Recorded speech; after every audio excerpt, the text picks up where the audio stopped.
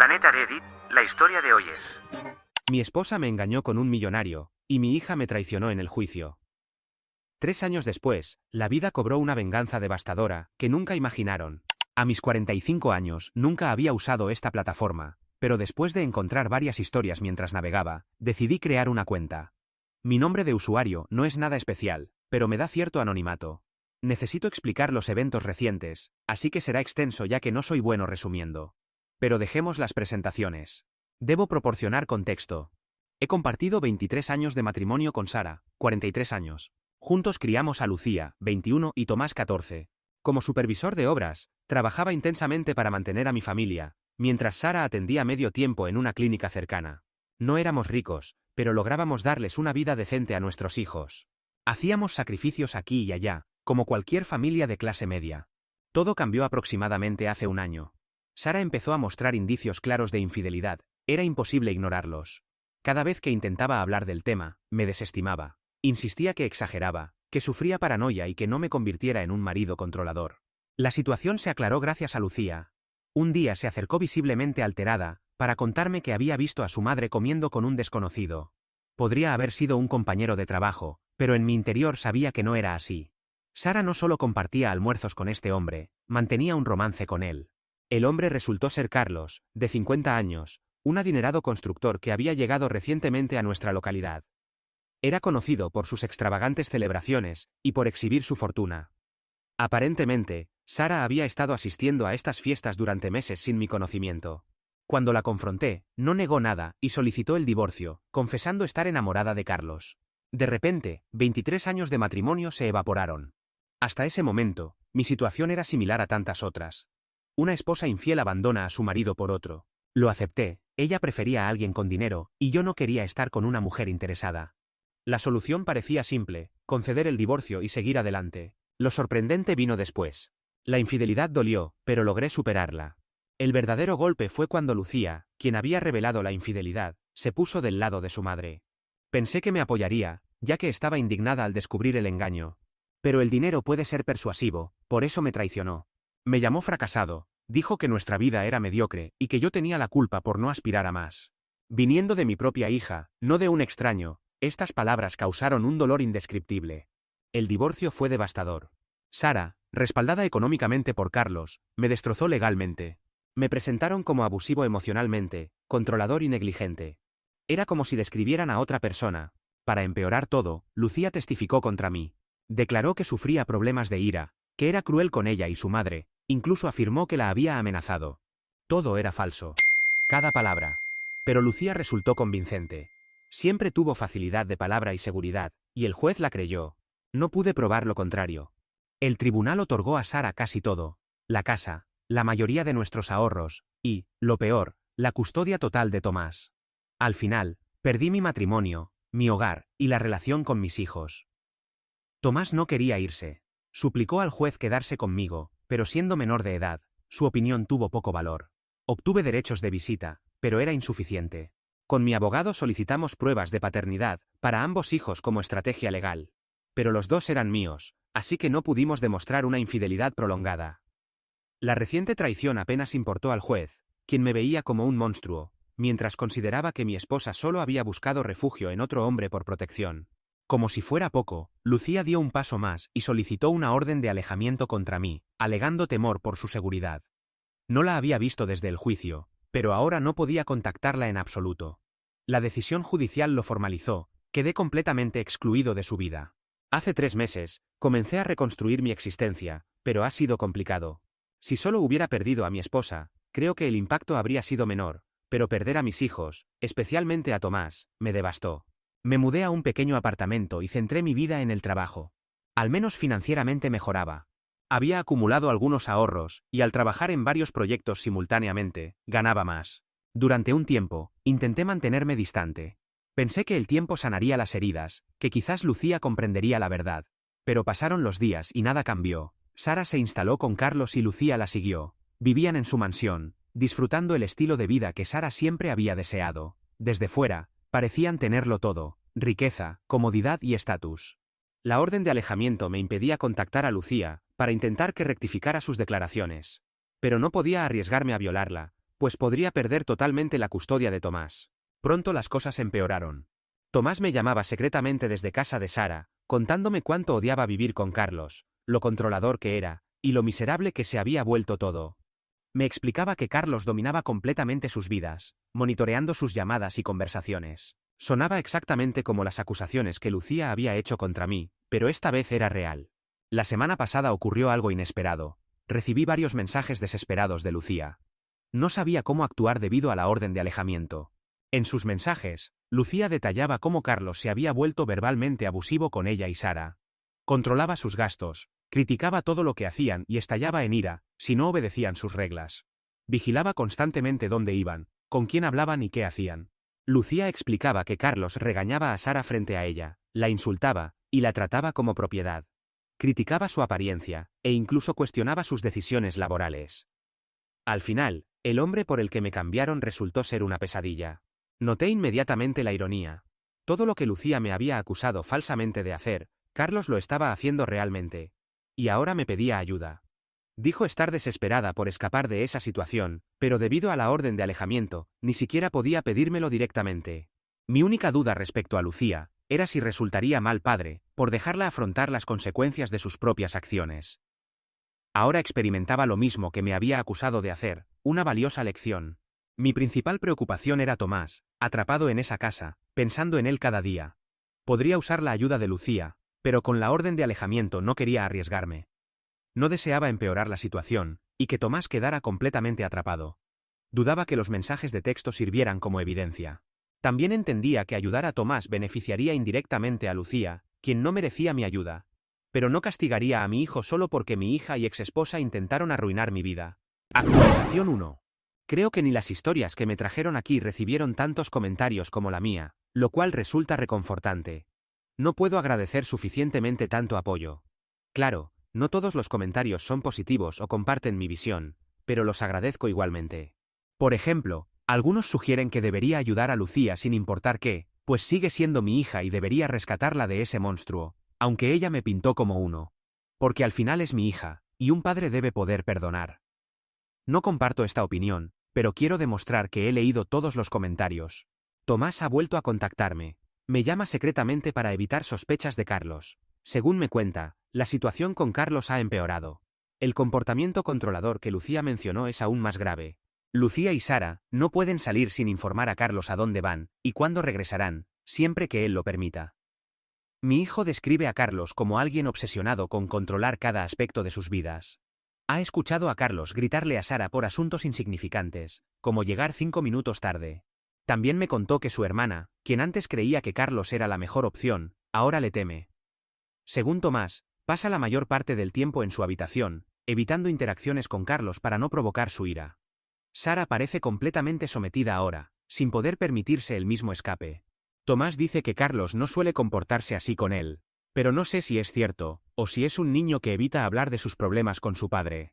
Contacté inmediatamente a mi abogado para discutir la situación, después de mi última publicación, y coincidió en que debía proceder con cautela. Me aconsejó documentar todo lo que Lucía había dicho, y presentar una denuncia policial, aclarando que lo hacía por preocupación por su seguridad, no por resentimiento o venganza. También sugirió solicitar al tribunal que levantara la orden de alejamiento, dadas las nuevas circunstancias.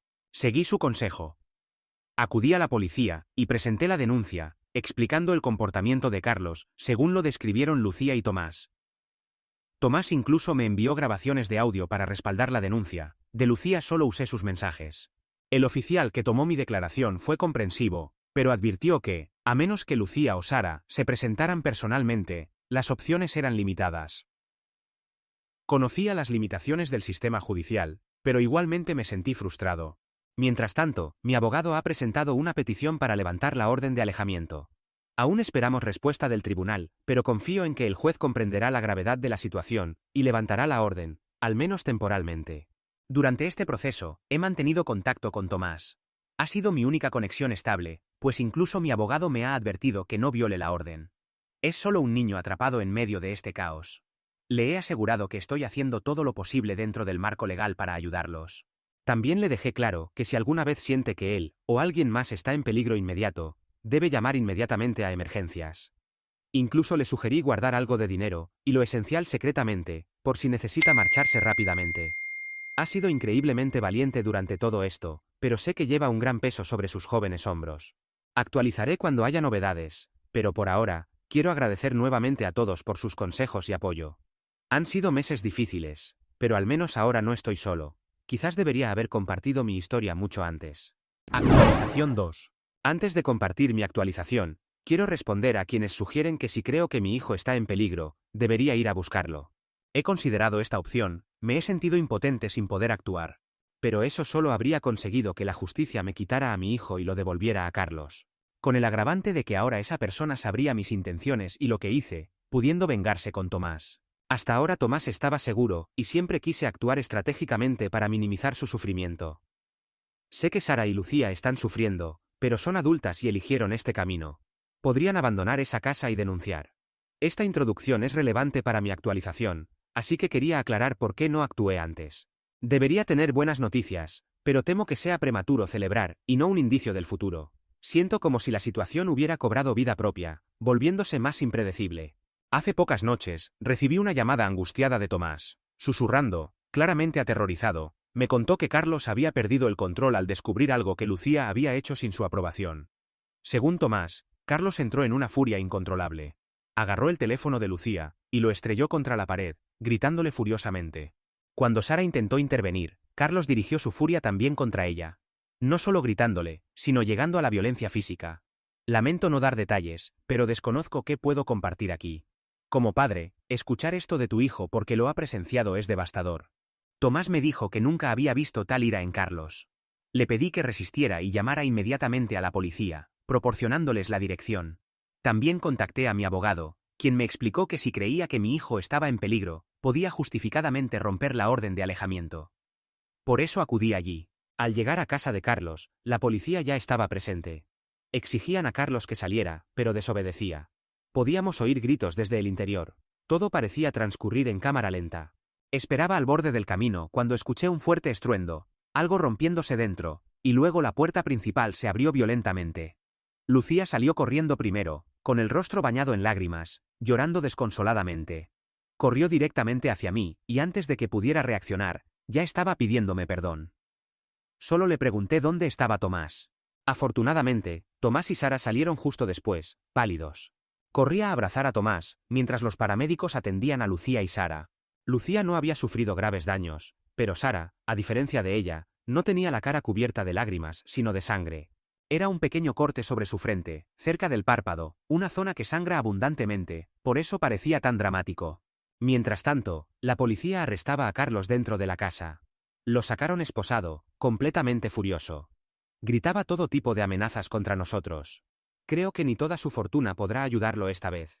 La policía tomó declaraciones de todos. Lucía, Sara y Tomás, detallando meses de maltrato en todas sus formas. Lucía confesó que la manipulación y el control de Carlos comenzaron casi desde que se mudó con él. Los había aislado, vuelto financiera y emocionalmente dependientes, y gradualmente destruido su autoestima. Admitió que todas sus declaraciones en el tribunal sobre mí, sobre supuesto abuso y problemas de ira, fueron mentiras promovidas por Carlos y Sara, quienes entonces estaban atrapados en una visión distorsionada de la realidad. Mi abogado también había llegado, porque estaba infringiendo la orden de alejamiento, y quería protegerme si intentaban detenerme. No fue necesario. Sara, quizás por el trauma, también se quebró pidiéndome perdón, confesando que su deseo de mejorar su vida la cegó ante la verdadera naturaleza de Carlos. Reconoció haberse equivocado, no solo por creer las mentiras de Carlos, sino por involucrar a Lucía y Tomás. Después que la policía se marchó y Carlos quedó bajo custodia, comenzó a establecerse una nueva realidad. La orden de alejamiento contra mí fue inmediatamente levantada, y mi abogado trabaja para reabrir el caso de divorcio. Sara y Lucía podrían enfrentar consecuencias legales por sus falsos testimonios, lo que me parece justo. Creo que será mi primera dosis de justicia. Actualmente, Tomás vive conmigo en mi pequeño apartamento. Es estrecho, lejos de la gran casa que teníamos, pero ahora necesitamos estar juntos. Desconozco dónde están Sara y Lucía, pero tener a mi hijo aquí, seguro, es todo lo que importa. He programado sesiones para que Tomás vea a un terapeuta. Y si es necesario, yo también acudiré. En este punto la familia está completamente fracturada, al menos la que incluye a Sara y Lucía, pero aún conservo mi pequeña familia de dos, Tomás y yo. A esto me refería cuando explicaba que no podía simplemente entrar y llevarme a mi hijo. Todo lo ocurrido con Lucía y Sara podría haber caído sobre Tomás si actuaba prematuramente, sin intervención policial. La misma policía que ignoró mis denuncias y permitió que todo esto sucediera antes de intervenir.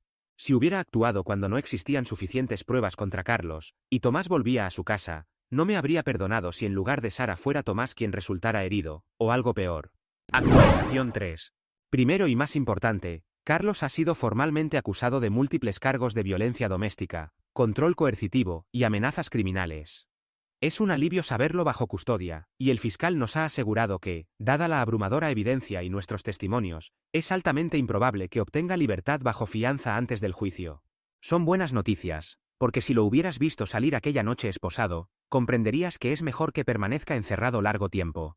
La detención de Carlos provocó gran conmoción en la comunidad, especialmente considerando la imagen que había construido. Nadie sospechaba la verdadera personalidad tras la riqueza y el encanto. Pero tras puertas cerradas, era otro hombre, alimentado por el control y el miedo. Su juicio aún tardará, pero confío en que habrá justicia. Algunos preguntaron sobre los próximos pasos para Tomás y para mí, también para Lucía y Sara. Tomás sigue viviendo conmigo. Sara y Lucía se hospedan con una amiga de mi exesposa. Me ha pedido que Tomás regrese con ella, pero le he respondido que después de lo sucedido merezco pasar tiempo con él. No ha protestado. Ha sido un ajuste extraño. Pueden llamarme insensible por no perdonar a mi hija, por no ver que fue manipulada, primero por Sara, y luego por Carlos, para actuar como lo hizo. Pero nadie la obligó cuando testificó contra mí. Lo único que la presionaba era el dinero, y la vida que podía ofrecerles su nuevo padrastro. A veces un padre debe permitir que un hijo cometa errores, para que compruebe que no mentíamos al advertirle. Lucía tomó una decisión extremadamente equivocada, y su castigo ahora es que no puedo verla igual. Honestamente, no sé si algún día podré hacerlo. No puedo prometer que nunca la perdonaré, ni tampoco que lo haré algún día. Serían promesas imposibles de cumplir. En el aspecto legal, mi abogado ha sido extraordinario. Gracias a la retractación de Lucía sobre su testimonio previo, y las nuevas pruebas del comportamiento abusivo de Carlos, hemos logrado reabrir el caso de divorcio. El juez ha indicado que la decisión original, fuertemente sesgada contra mí por falsas acusaciones, probablemente será revocada.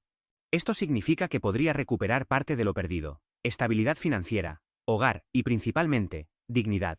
Es una sensación extraña, francamente. Nunca imaginé tener la oportunidad de aclarar las cosas, y aunque resulta agridulce conocer el daño causado, agradezco esta nueva posibilidad. Muchos expresaron preocupación por Tomás, y lo agradezco. Pese a su corta edad, demuestra gran fortaleza. Su resistencia y madurez me asombran. Tiene solo 14 años, pero ha afrontado esta situación con una serenidad inesperada. Sé que un padre no debería apoyarse en su hijo, sino al revés en momentos difíciles. Pero Tomás me sostiene con su simple presencia. No imaginen cuánto lo extrañaba. Sé que eventualmente deberá volver con su madre, salvo que obtenga custodia completa, lo cual podría suceder. Pero aunque no la consiga, me alegra pensar que pasaré más tiempo con él.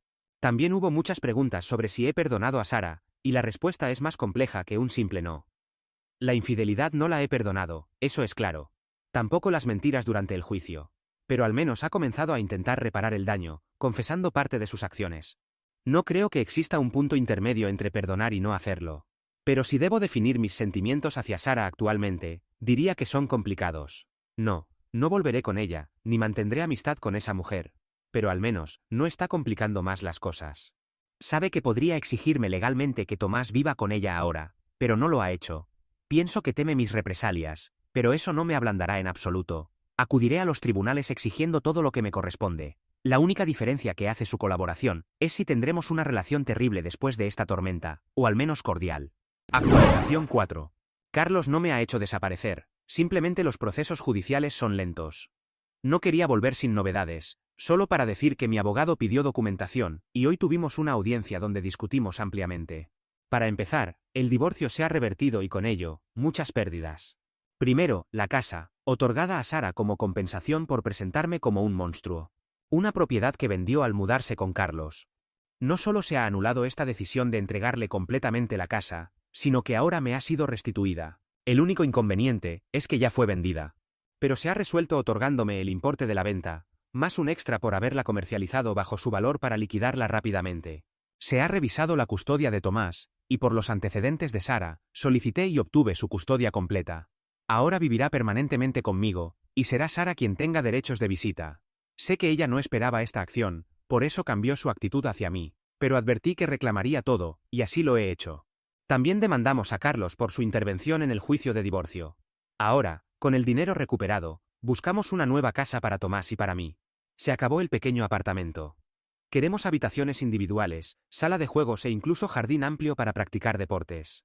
En estos nuevos proyectos no incluyo a Lucía, como habrán notado, a quien no he mencionado, si no me equivoco, en esta actualización.